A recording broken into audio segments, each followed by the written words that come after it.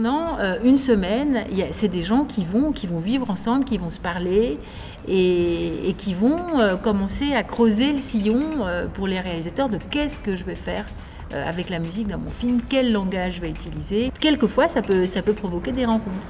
Il faut pouvoir s'accrocher avec quelqu'un, il faut vraiment qu'il y ait des atomes crochus.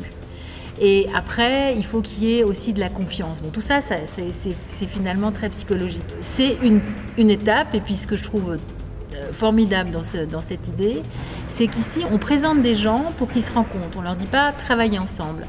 On présente des réalisateurs à des compositeurs qui ont déjà une expérience et qui peuvent les introduire à la musique de film.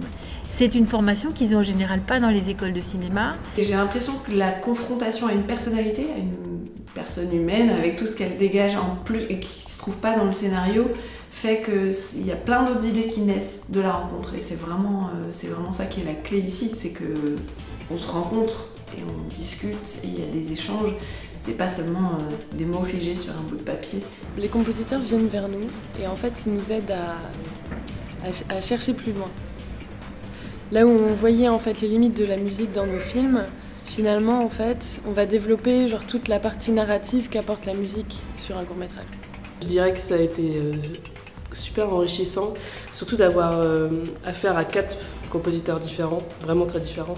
Du coup, on avait toujours quelque chose à piquer à l'un ou à l'autre et après à faire sa petite cuisine soi-même. Le prétexte de la résidence sur la musique et le film, c'est plutôt une façon de réfléchir de façon globale à son film. Alors évidemment, on précise davantage les choses musicales sur le film qui était à venir, mais tout de même, enfin moi je vois ça un petit peu comme une espèce de réflexion globale sur le projet qu'on est en train de développer. Donc ça, c'était plutôt pas mal.